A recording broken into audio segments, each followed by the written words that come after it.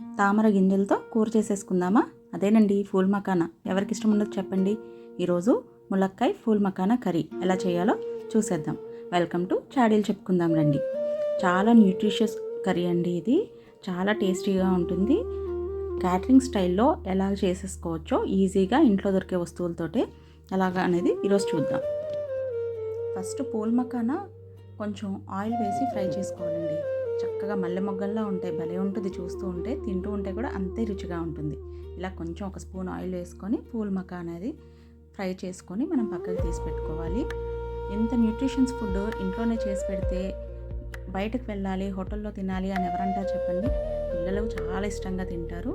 రైస్లోకి కానీ రోటీలోకి కానీ దేంట్లోకైనా బాగానే ఉంటుంది. సో తప్పకుండా ట్రై చేయండి. అలా ఫుల్ మకానా ఫ్రై చేసేసుకొని అవన్నీ ఒక ప్లేట్లోకి తీసి పెట్టుకోవాలి.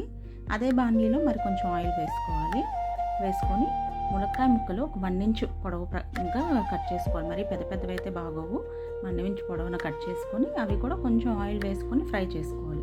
ఇలా ఫ్రై చేసుకోవడం వల్ల మునక్కాయ మెత్తగా అవుతుంది, ప్లస్ ఉడకడానికి తొందరగా ఉడుకుతుంది. ఆ ఉప్పు, ఫ్లేవర్స్, మసాలా అవన్నీ కూడా చక్కగా పడతాయి అన్నమాట మునక్కాయ లోపలికంట. తినేటప్పుడు చాలా టేస్టీగా ఉంటుంది. ఇప్పుడు ఇవి కూడా తీసేసుకొని ఒక పక్క పెట్టేసుకోవాలి. చాలా కాల్షియం రిచ్ ఫుడ్ అండి మునక్కాయ. అలాగే ఫూల్ మకానా చాలా ఐరన్. అసలు ఈ కూరే చక్కగా calcium, iron and fibre rich food అనమాట. చాలా అంటే చాలా బాగుంటుంది. ఇప్పుడు అన్నీ కూడా ఇలా తీసి పక్కకు పెట్టేసుకొని అదే బాణీలో ఇంకొంచెం ఆయిల్ వేసుకొని సాజీరా వేసుకోవాలండి. ఇది జీలకర్ర కాదు, సాజీరా. అన్నీ హోల్ గరం మసాలాలే వేసుకోవాలి. ఇందులో పౌడర్స్ అనేవి ఏమీ వాడము. ఎక్కువ మసాలా కూడా ఏమీ ఉండదు. రుబ్బుకునేది, నూరుకునేది అలా ఏమీ ఉండదు అనమాట. ఇప్పుడు 2 బిర్యానీ ఆకులు, 2 బిర్యానీ ఆకులు చాలు. ఇవన్నీ కూడా మన ఇంట్లో మ్యాక్సిమం అవైలబుల్లే ఉంటాయి. నేను అలాంటి వంటలే చెప్తూ ఉంటాను. ఇవి లవంగాలు, 2 లవంగాలు, ఎక్కువేం అవసరం లేదు. ఇప్పుడు ఒక చిన్న దాల్చిన చెక్క, ఇవి వేసుకుంటే సరిపోతుందండి. మంచి టేస్ట్ వచ్చేస్తుంది. ఈ మసాలాలన్నీ కూడా మనం పౌడర్ చేసుకొని కానీ పేస్ట్ చేసుకొని కానీ వేసుకుంటే ఘాట్ ఎక్కువ అవుతుంది, తినడానికి అంతగా బాగోదు. ఇప్పుడు కరివేపాకు కొంచెం వేసుకోవాలి. కరివేపాకు వేసుకుంటే మంచి స్మెల్ అండ్ ఫ్లేవర్ అండి. ఇవన్నీ కూడా కొంచెం అలాగా వేగిన తర్వాత కొద్దిగంతా పసుపు వేసుకోవాలి. ఇందులో పసుపు వేసుకుంటే మంచి కలర్ వస్తుంది. నేను ఎప్పుడు ఆర్గానిక్ పసుపే వాడతాను. మా తోటలో పండించి పసుపు కొమ్ములు మేము ఆడించుకుంటాం అన్నమాట. పసుపు మ్యాక్సిమం ఆర్గానిక్ వాడితే చాలా మంచిది. యాంటీబయాటిక్ కూడా కదా పసుపు, అందుకనే మంచిది. ఇప్పుడు కొంచెం ఉల్లిపాయ ముద్ద, ఒక 4 ఉల్లిపాయలు తీసుకొని ముద్ద చేసుకున్నాను. మీరు క్వాంటిటీస్ అనేవి మీ ఇంట్లో అంటే పర్సన్స్ని బట్టి అది వేసుకోండి. నేను నార్మల్గా చెప్తున్నాను, ఇక్కడ క్వాంటిటీస్ పరంగా ఏం చెప్పట్లేదు. చూస్తే మీకు ఐడియా వచ్చేస్తుండొచ్చు. ఇదైతే మా ఇంట్లో 4కి నేను వండానండి. కూర సరిగ్గా సరిపోతుంది. ఇప్పుడు ఆనియన్ పేస్ట్ని చక్కగా ఫ్రై చేసుకొని ఒక 5 నిమిషాలు మనం మూత పెట్టుకుంటే మగ్గిపోతుంది. ఇప్పుడు ఒక 2 టమాటోలు తీసుకొని టమాటో పేస్ట్ చేసుకున్నాను అనమాట. ఆనియన్ అండ్ టమాటో పేస్ట్ ఈ బ్లెండర్లోనే చేసుకుంటూ ఉంటాను నేను. ఆ గారో వాళ్ళది బ్లెండర్ బాగా పనిచేస్తుందండి. అది కొని కూడా నేను దాదాపు 3 ఇయర్స్ అయింది. చాలా చక్కగా యూజ్ అవుతుంది నాకైతే. ఇప్పుడు కొంచెం అల్లం వెల్లుల్లిపాయ పేస్ట్, ఇంతేనండి మసాలా. ఇంకా దీంట్లో వేరే మసాలాలు ఏమీ లేవు. పౌడర్స్ చేసుకోక్కర్లేదు, రుబ్బుకోక్కర్లేదు, ఏమీ లేదనమాట. జస్ట్ సింపుల్గా మనము మిక్సీ చేసుకోవాల్సిందల్లా ఏంటంటే ఆనియన్ అండ్ టమాటో పేస్ట్, అంతే. ఇంకా వేరే ఏమీ లేదు. అది కూడా ఫ్రై అయిపోయిన తర్వాత ఒక 5 నిమిషాలు మూత పెడితే టమాటో పచ్చివాసన అనేది పోతుందన్నమాట. పచ్చివాసన పోయిన తర్వాత ఇప్పుడు ములక్కాయలు వేసుకోవాలి. ఆల్రెడీ వేపేసి ఉంచుకున్నాం కాబట్టి ములక్కాయలు మెత్తగానే ఉంటాయి, పెద్ద ఎక్కువసేపు మగ్గక్కర్లేదు. కాకపోతే వేసుకొని ఒక్కసారి అలా కలిగి తిప్పేసుకొని మళ్ళీ కొంచెం సేపు మూత అనేది పెట్టుకోవాలన్నమాట. చాలా అంటే చాలా బాగుంటుంది ఈ కర్రీ.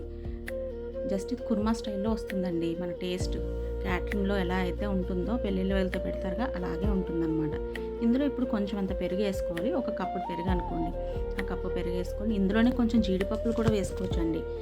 జీడిపప్పు ములక్కాయ కర్రీ అంటారు కదా, అలాగే అదే టేస్ట్ వస్తుంది. అయితే నేనైతే జీడిపప్పులు వేయలేదు, కానీ ఈరోజు చక్కగా జీడిపప్పులు కూడా వేసుకోవచ్చు. ఇష్టం ఉంటే జీడిపప్పులు వేసుకోవచ్చు, బఠానీ వేసుకోవచ్చు, మనకు నచ్చినట్టుగా వండుకోవచ్చు అండి. నేనైతే ఈరోజు ఇలా వండాను అనమాట. ఆ పెరుగు అనేది చక్కగా కలిపేసి మళ్ళీ ఇంకొక 5 నిమిషాలు మూత పెట్టాలి. అప్పుడు ఆ నూనె వదిలేస్తుంది. చూసారా చక్కగా ఎంత బాగా నూనె వదిలేసిందో. ఇప్పుడు మగ్గిపోయినట్టే. ఇప్పుడు మళ్ళీ ఒకసారి కలిపి తిప్పేసుకొని కొంచెం వాటర్ పోసుకోవాలన్నమాట. చక్కగా మెల్లగా తిప్పేసుకోండి. ఇప్పుడు వాటర్ ఏది వేస్ట్ చేయం కదా మనము. ఆ టమాటో మిక్స్ చేసిన ఇది ఉంది కదా, గ్రైండ్ చేసింది, అదే వాటర్కి అందులో కడిగేసి ఇందులో పోసేయడమే.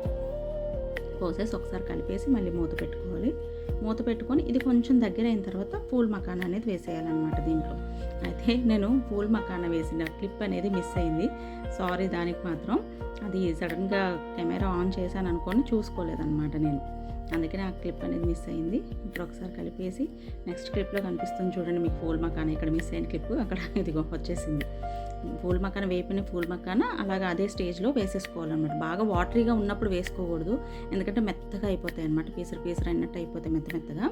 సో కొంచెం దగ్గర పడిన తర్వాత కూర పూల్ మకానా వేసుకొని ఒకసారి కలుపుకొని మూత పెట్టుకొని దింపేసుకోవడమే. ఇంక వేరే ఎక్కువసేపు ఏం టైం అక్కర్లేదు. దాని మీద కొత్తిమీర జల్లేసుకోవాలి.